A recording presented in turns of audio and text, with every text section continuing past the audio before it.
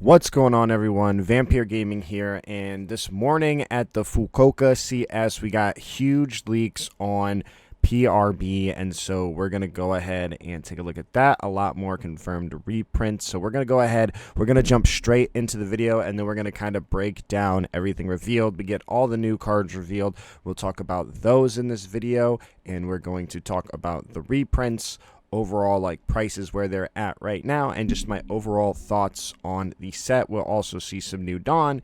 If you are new to the channel, my name is Vampyr Gaming. I make everyday One Piece content, informative One Piece content, and One Piece content to help you be more competitive and play the game to the best of your ability. If that interests you, if you could just do me a favor real quick before we jump in, hit that subscribe button. I'm trying to hit 1K before August, or 10K before August. Let's go ahead and jump in. All right, here we go. So this is the start of, this is essentially like their commercial, but so boom, so we got Rayleigh confirmed. There goes Cavendish. So we have Cavendish. We already knew about Sanji. We have, look at that. I told everybody PRB02 Luffy could be a regular because it's the SP. We got the law also because we have the SP again. There was no precedent for an SP being in this set. So there we have it. You know, we get that little peak there. Bon Kurei. We got Zoro. Boom, look at that. Brook, Shirahoshi, so many. And then, of course, we get to see these with their, I think this is the special foil. Then, of course, we've seen these alternate arts as well. These are some of those nice, fancy new alts. And there's some like the Crocodile and Marie. I think that's Navy HQ. And then we, of course, here are the new cards. So these are all cards we've seen. These are new cards. We've seen the Kobe, we've not seen the Jinbei, the Zoro, and we're going to talk about all these effects here. And then here are the SRs. We've seen two of these. We get this Marco. This Marco's crazy good. And then, of course, we're going to see these as well, all brand new. And then we, of course, see the Shanks. There's the Shanks Gold Dawn. There's the Luffy Gold Dawn. There's our Clown Gold Dawn. And there is Marshall D. Stinky. And then, of course, you get to see here, we're going to get a wide variety. We don't see Shanks and a couple others in here, but, of course, we see these SPs. These are some of the best cards. They all play with the border if you pay close attention, which is fascinating. So you got Rebecca, and you also have, of course, the Traffy. And then here are the events. So, of course, we get these manga. It's incredibly interesting the direction they took, too. So these are the Searcher events. And then we get Gum Gum Giant, so new era, but then there's Gum Gum Giant. Gum Gum Giant isn't getting banned. Let me know if you disagree in the comments below. All right, so yeah, of course, that is the commercial. You can watch this on the Fukuoka stream, and I'm sure that they'll have it uploaded to social media at some point, but this is all the cards that we get to see. Now we're going to go ahead and jump into the breakdown.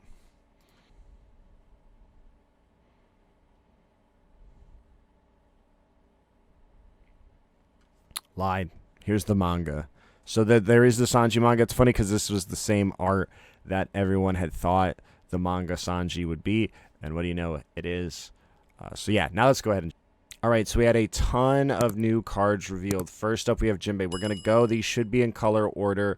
We got Jinbei. He's blue. He's a fish man and 7 warlords. On play, look at the top 5 cards of your deck and reveal to 1. 7 warlords card... other than Jinbei, and then add it to your hand. Then you may place the rest of the bottom of your deck in any order. And then when attacking, put up to 1 character with a cost of 1 or less to the bottom of the owner's deck. So, can clear chump blockers. And then, of course, he's a value play. So, once again, where Doflamingo thrived is Doflamingo would play cards and lose 0 value and also potentially gain value. So, if this was just on your stack and you play it, you literally... played a body and went +1, so it's effectively a +2 because he requires 0 cards to pitch, just Dawn. And then so for that 3 Dawn that you spent, you got 1 free body and 1 free card to hand, which is why, like, you know, the Weevil stack was so powerful. You just play him and you draw 1, and so you get it's literally a +2 if you didn't use any stackers, or if you've already like regained value, then it becomes a +2. If you're not, it's like break even +1 on board. So this card is, I think, incredibly powerful. It is very good that Jinbei, the previous Jinbei, is out of the equation. Is this enough for Dofi to come back? Maybe. He is a 4/5. He does have counter. TBD, but this card is incredibly powerful. It is it's a non-brick +1 for Doflamingo. And of course we get the super rare Marco, and it's crazy. It's crazy. Because I dreamed of days like this. It's just a 4/6, but on KO you draw 2. So it's a value play for Marco. It's a value play for Whitebeard. You can play it off of the ace. That's the big thing here. You can play it off of the ace, and then on KO you get the draw 2 cards. So this card is a +1, and he's a 4/6, so you get free blocks. This card is phenomenal. So if they answer it, they give you cards. It is amazing. I dreamed of days like this. So let me know what you all think of this card in the comments below. But yeah, this is huge for the full Whitebeard suite. I think it kind of makes me think the new ace is going to be red-blue just because we are getting more blue support. So you love to see it. But yeah, the new Whitebeard, I think this card's fantastic. And then we get Charlotte Pudding, so we move on over to purple. So every card has had one color revealed. And then this is the super rare. So Marco was the super rare for blue. Pudding is the super rare for purple. We got one new super rare, 2 rares for every color. It's a 7 cost, 5,000 power. This is essentially their Rebecca, except, it has an actual swinging stat. But on play, you don -2. If your leader has Big Mom Pirates and your opponent has 6 or more Dawn cards on their field, draw 2 cards. Then play up to 1 Big Mom Pirates character with a power from 6 to 8,000 from your hand. You know who has 8,000 power? Katakuri. And so you get to draw 2 cards and play out Katakuri. If you play out 8-drop blocker Katakuri, you get an extra Dawn rested, right? So you're going to get one of those Dawn back. So it's really Dawn -1, draw 2 cards, establish a big threat. Nasty. This card is nasty. And you can play yellow Katakuri as well, tuck a character in the life. This card is nasty. So huge card for our leader, Charlotte Pudding. And then also, of course, for purple Katakuri. And then even potentially just Monkey D. Luffy, any purple. This opens a lot of opportunity for just purple engines as a whole. Especially with, Sanji Pudding, right? Like, you can now play Sanji Pudding, Dawn -2, get 1 back with this. And then play out Katakuri, get 1 back. And you just did Dawn -0. Think about it. This card's obtuse rubber goose. All right, and then we, of course, get Don Quixote Doflamingo. I think this card is also incredibly powerful. Like, again, I think we're going to continually see this, and, people are seeing OP13 leaks. Like, trading cards have power creep. That is my biggest fear, is that they're just going to go too far, and then we're at Dragon Ball Masters now. It was just back in my day, Dragon Ball Super, but then you just have, walls of text of characters because they just continually had to keep one-upping all the cards. And so you have Don Quixote Doflamingo. He's a 5/6 blocker. He's almost like Advanced Kid, because on play, if your leader is multicolored, add 1 Don from your Don deck as rested. So it's really more like Sugar and Gurple Doflamingo support. But it could potentially be used in a variety of other things. It is new ramp for Red Purple Luffy and things like that, while also, of course, giving you that blocker, and that 5/6 stat line is pretty nice. And then we, of course, have Portgas D Ace. So this card, this is the alt, of course. All these arts are the alt, so this isn't what you should just expect to pull. But this is hot. And a lot of people have been talking about this one on social media already because we got a magazine leak of it the other day.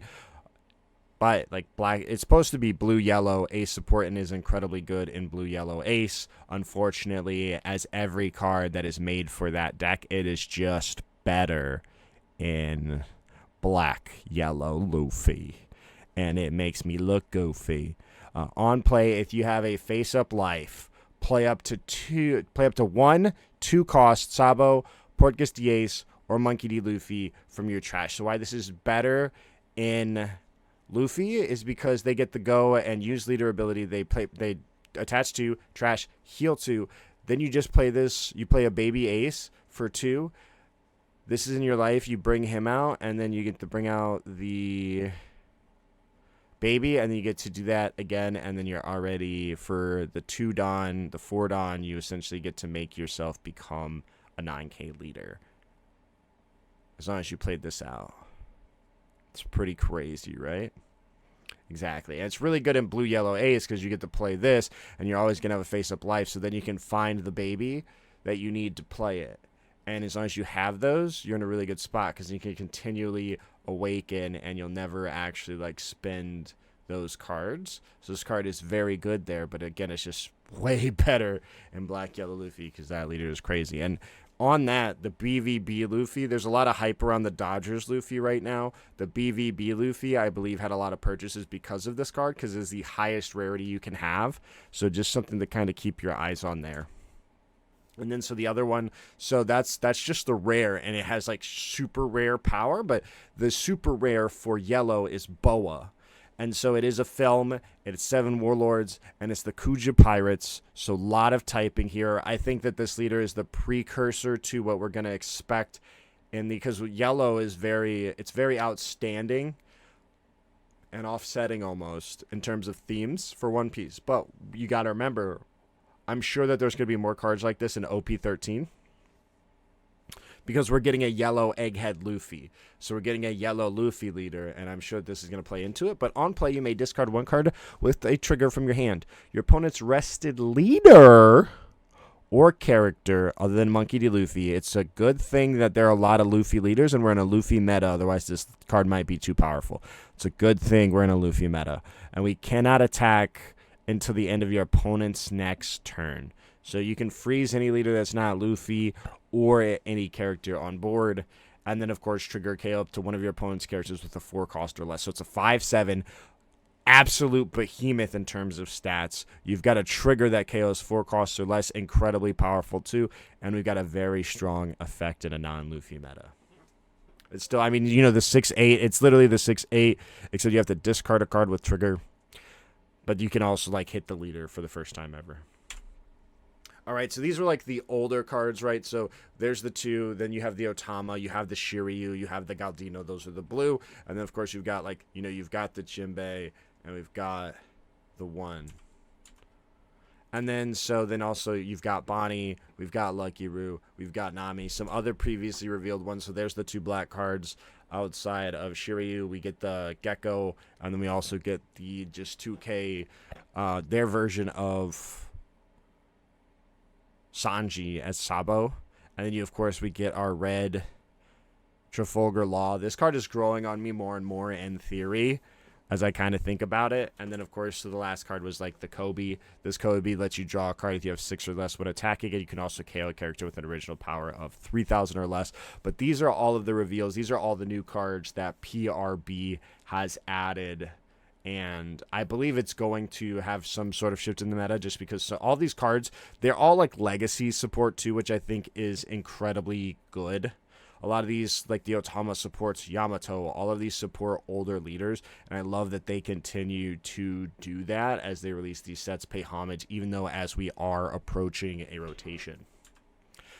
Now, let's go ahead and talk about just the reprint alts. So the reprint alts, right, these are all the regular cards. We saw them in the video, but let's just kind of go over them because it's a still and we can kind of focus on them. So, of course, this one right here, again, it was the SP, but I was like, hey, I don't think that they're doing the manga God pack this time. I think we're going to have some kind of like SP crazy pack is my prediction. I don't think we're going to see the manga because last time the secret rares, like all of it lined up with the mangas, but this time it feels like we're going to go a different direction.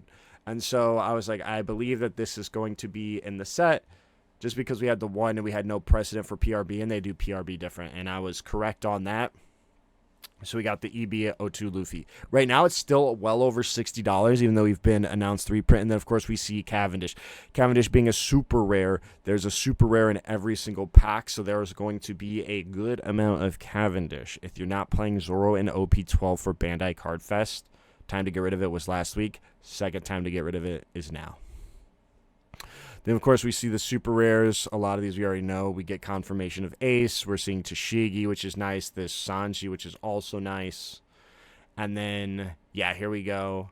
We've got Shanks. We know Zoro. We knew Bounce Law. We see this Mihawk promo, which is very nice because it wasn't well distributed. You had to go to the 2-on-2. We see Rosinante. We see Weepy Toshi. We see Brook. We see Gum Gum Gatling, we knew, but we of course see Bon Kurei. Bon Kurei was another reprint people were looking for. And then of course we also see Rocket Luffy, which is nice. And so again, like none of these have updated block numbers. I know that's something that comes up a lot. We don't know what their plan is on rotation. I've heard rumors that there's going to be like a rotation list for previous reprinted cards, but we also need to know, what does Bandai consider a reprint? If they make an alt in a pack for regionals, is that a reprint? Is that considered a reprint, or does it have to be in a pack set to be considered a reprint, and then only like these SP cards are going to get updated block numbers? I think we still need a lot more clarity around that, and I hope we get that as we get closer, because as it stands now, right, like all these cards essentially have like 8 months of playability cooked into them that are block 1. And then so here are some of these alts, full color that we see. You know, You're the One Who Should Disappear, Rosinante looks fantastic. The Newgate, the Burgess, we see Usohachi, Shanks, Choppa, the Zoro. And then here are some more. You know, a lot of these we've seen. The Law, the Basil. This is a new croc that I've seen. I want to say this is Navy HQ, but is there a Marie Joie? Marie Joie? What is this?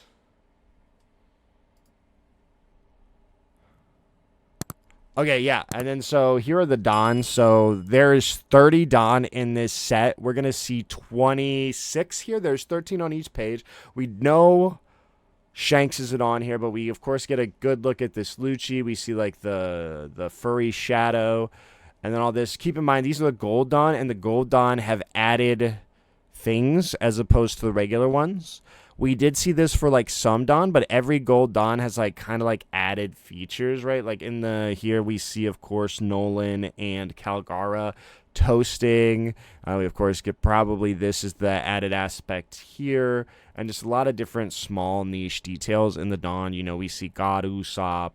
We're gonna see this is the Revolutionary Army, so this is probably Dragon. You know, the Marco. I'm so excited for this Don. I'm sad there isn't another Ace Don, but we get 2 Luffy Don, I believe, in this set. But one's Gear, one's Snake Man, so we'll allow it.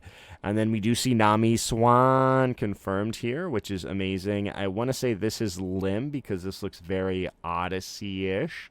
We got Nico Robin, Prayers for My Wallet, Rebecca, Punk Records, tons, Vegapunk, Rebecca, all these bases covered. Let me know which Don you're most excited for in the comments below. And yeah, so there's just an absolute ton of reprints. Huge. Brooks, I think, are like 10s already. So like a lot of these cards, and again, the super rares are going to be cheap at the start. Just like PRB01, this set's going to be expensive because a lot of these cards are expensive. And so people, like, you know, they're trying to hold on to value somewhere, but it's also like if there's 2 secret rares every pack, you know, people want these to have value. So they're going to, it's going to be very hard to get this set. Let me preface this with that. Don't walk into any, you're probably not going to find this set at this point, knowing that these cards are in it for $120. We're just not. So use that as you will. But it's going to be still incredibly healthy on the market. And it's going to be, because if it doesn't have any manga chases as well, I think that helps out a lot. Because last one, of course, there is potential for the God Pack. So let me know what you all think in the comments below. How are you feeling about the reprints? Is there any card you haven't seen yet that you are still hoping for? And if you found this content of value, be sure to hit that subscribe button. And I will see you all in the next one.